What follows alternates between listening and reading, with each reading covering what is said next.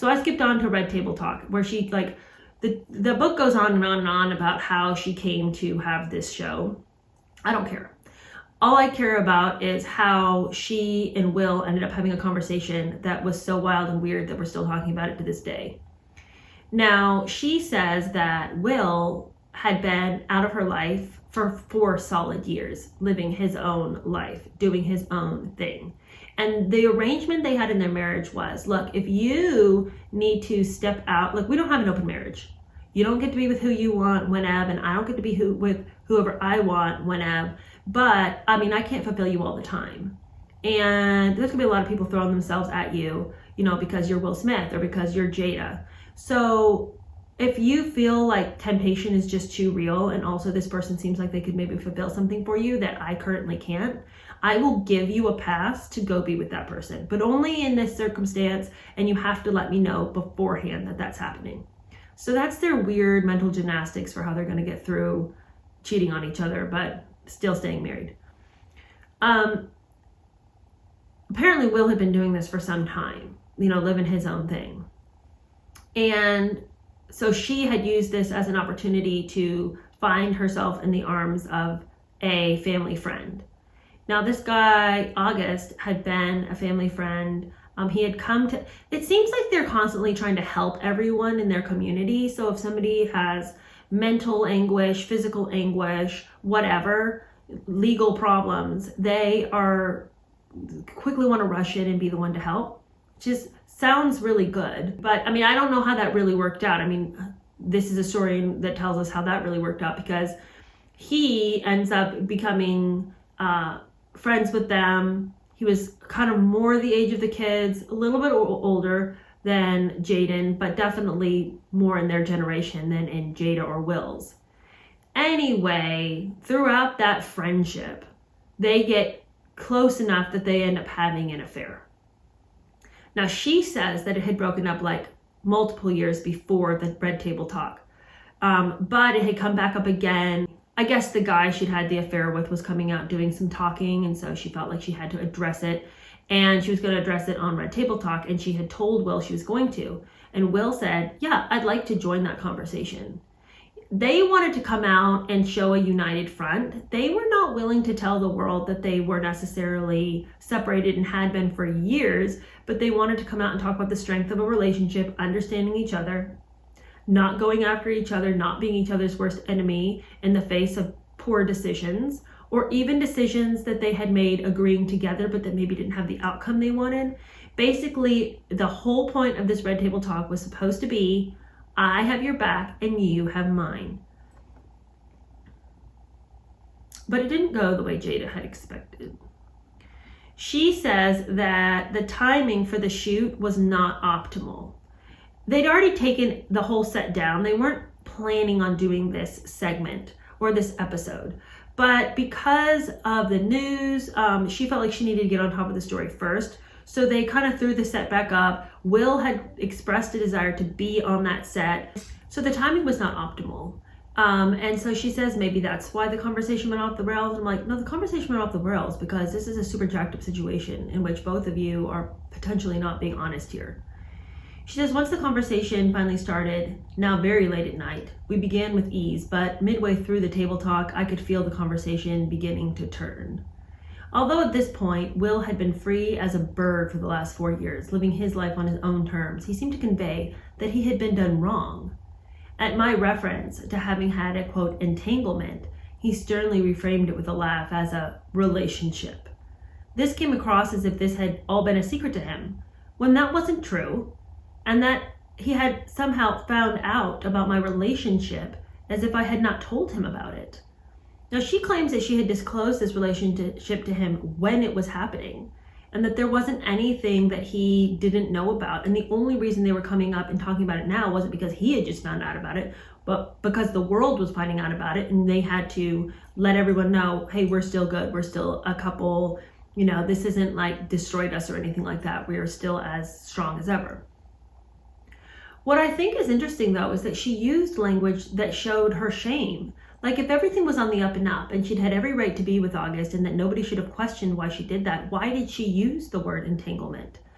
if Will had been free as a bird to do as he wanted, and that meant that then she too was as free as a bird to do anything, and that they had both enclosed this information, why was she hedging around the topic, calling it an entanglement? Nobody would call it an entanglement if it was a relationship that everybody knew about and was okay with. And so for Will to correct that language and say, no, it was a relationship, it's her own guilty conscience that's saying he tried to throw me under the bus and act like he didn't know. No, he's giving you the authority to call it what it was because that's what you both knew it to be at the time when it had happened.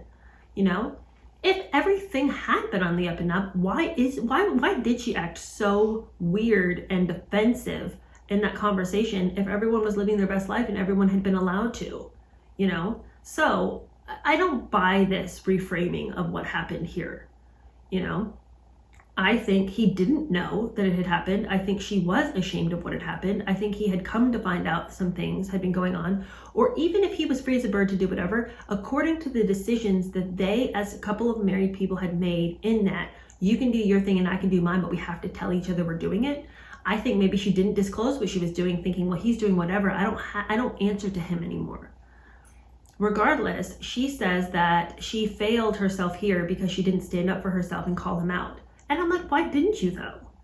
You know, it's like here, this whole book, she wants you to know that she's a super strong-willed person, rough around the edges. She always told people how it was, to the point where Warren Beatty at one point had to take her aside and be like, hey, maybe you need to calm down because you're off-putting, right? She's told us story upon story upon story in which she just went through life and just was like a bull in a china shop, but it all worked out for her. Why now she's sitting in front of Will, he's openly disagreeing with her timeline, and she allows him to plow her under for the sake of what? His dignity? When has she ever cared about that? So she says, I don't know why, but I just, went into self-sabotage mode like I always do. And I'm like, according to which story in this book have you gone into self-sabotage mode ever? You always tell us about how you went through life doing what you wanted, but it all worked out in the end because you ultimately had more wisdom than anybody else in that scenario.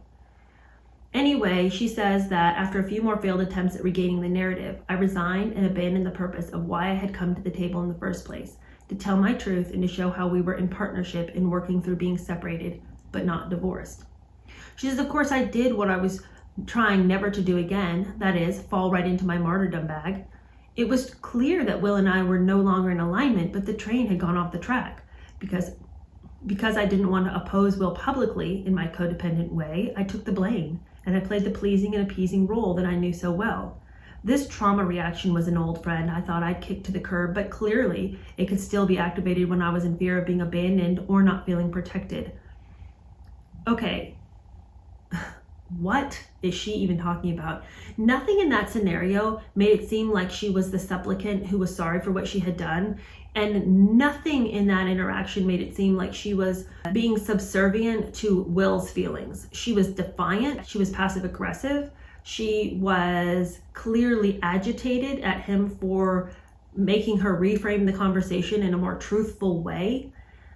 She can say all she wants that she sat there and didn't oppose him publicly. Everything about her demeanor opposed him publicly. Behavior is a language, as we all know. And her behavior in that seat said, I am not sorry for what I did. I am going to make you sorry. I'm going to make you pay for the way that you're acting right now. I am going to sit here and act like the regal queen that I am. I'm going to make it seem like you're the one off the rails for calling me out on this, when I am only walking through this in the enlightened way that I have learned to. I am the queen here. I am the heroine on her journey. And you are acting like the stodgy male who wants to muck it up for me because you want to be part of the patriarchy. But I'm not going to get down in the dirt with you on this one. So I'm going to sit here and be condescending in my demeanor to you and smile my secret and quiet smile of condescension. But you're the one in the wrong. And yet, when she tries to tell us about what happened, even though we saw all of that, in her retelling of it, she acts like she was like this poor, like put upon victim, like, okay, I'm sorry, okay, I didn't mean to, like, it's not what I meant, like, don't be mad at me. Like, that's what she wants us to believe she did. No, she didn't. Anyway, then she ends the whole thing with this incredibly weird jab that is like very, very, very petty. And she says, I wonder if Will was feeling the same way. It was hard to tell with him sitting there with his tired, watery, weepy eyes. To be fair, Will's eyes water all the time. But it was very late. I'm not even really sure what she's talking about. Did he feel the same way? The same way what? That he was like being put upon? That he was being lied to? That he was being abused? Like that someone was abusing the truth? Probably, because you were lying to him. You were abusing the truth. You were trying to steer the conversation in a way that made you look like you hadn't made a mistake. If his eyes were tired, watery, and weepy, it's probably because it was super late. You're talking about things that are incredibly personal, and you're, forcing him to swallow this bitter medicine and do it with a smile. Of course, he looked unbelievably upset during that conversation. It was an upsetting conversation.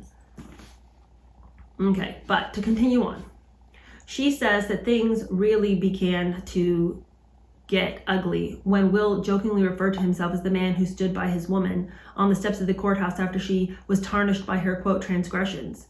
I understood that the situation was humiliating for him, and that was never my intention. Well, then why are you publicly talking about a situation in which the world, you don't have to answer to the world. If August wants to write music in which he's talking about you and he and all this, you lie to yourself by saying, I now have to go out and I have to talk about this. No, you don't. That can be that guy's topic of conversation. If you value the relationship that you have with your husband, then just shepherd that relationship and make sure that it's taken care of. You don't owe the public any explanation for if you stepped out or you didn't. That's your own business. Anyway, she says that Will managed to inject humor into the conversation enough so that by the end, we could fist bump to our slogan, we ride together, we die together, bad marriage for life. It said so much when at the very end, Will got in the final stinger. Laughing, but truly serious, he proclaimed that we were okay. But with the caveat, I'm gonna get you back first. Laughing but serious myself, I interrupted with a rebuttal of, you gonna get me back? I think you've got me back. We're good on that. In that moment, at least, my voice returned as I took a more honest stand on my own behalf, knowing all that had transpired between us. When the time came to post conversation, I could have decided against it. Many implored me not to put it out. Miguel simply said, you're giving the message that it's all you, and that's not true. You're going to take a big hit for this. She says that she said, it's my mess, I'll take the hit. Others on the team suggested that she sit on the video for a bit and maybe return to the table alone as she'd originally intended to do. Yeah, so she could have told the story the way she wanted to tell it without anybody objecting to what she was saying. That would have been super disingenuous. And I think that if she was going to talk about it at all, it was better to talk about it with Will. Even though it was a catastrophe, at least it was an honest conversation to some degree. But if she had sat there and told us a story on her own, nobody would have believed any of the things that she said. At least with this, we got an interaction that was interesting and didn't just feel like some kind of political spin on an affair. But this chapter ends with a crazy dream that she had. And I'm going to read that to you because I think that if this is how she internally feels about Will, then it is no wonder the man has been destroyed. That his former glories of the 90s and early 2000s have come to naught if this is your partner in life and this is how she feels about you. Oh, I had to laugh after a prophetic dream I had in this time period. In it, I was attending a function and no one would speak to me. I'd walk up to people I knew and they'd act like I was a stranger. In the dream, I called Will and said, why did you do this to me? Why would you ever do that to me? While I continued to rant, Will waited patiently and finally replied, the bigger question is, why would you do that to yourself? It's your show. You didn't have to put it out. What did he say? All of a sudden, my arms bulged into huge muscles and my entire body burst into the form of a grotesque werewolf, and I snatched Will by the top of his head through the phone receiver and delivered us both into a setting of a dark forest under a full moon. As a gray, grotesque werewolf, I stood over him at 10 feet tall, panting and salivating and staring down at him. He started to speak, and within seconds my claws ripped him to shreds, and then I devoured him. I howled to the moon with blood dripping from my jaws, and then I looked to the ground and found the one thing that was left of him. A bloody, severed index finger. I took my grotesque werewolf foot and kicked his index finger over a canyon through the moonlit sky. I abruptly woke up. At first, startled, I had to ask, what the hell was that? And then I had to chuckle. Why did I have to kick his finger over the canyon like that? So funny. That is so profoundly wild. Look, I am sort of a believer that dreams can expose quite a bit that's going on in our hearts and minds. I'm not saying that we need to pay an enormous amount of attention to them on the regular, but if you're having a dream like that in which your husband comes to you and says the problems that you have are your own, and then you devour him as a werewolf and rip him to shreds and eat him and then kick what remaining body parts you find over a canyon, I'd say that that dream is pretty indicative of a chaotic inner life.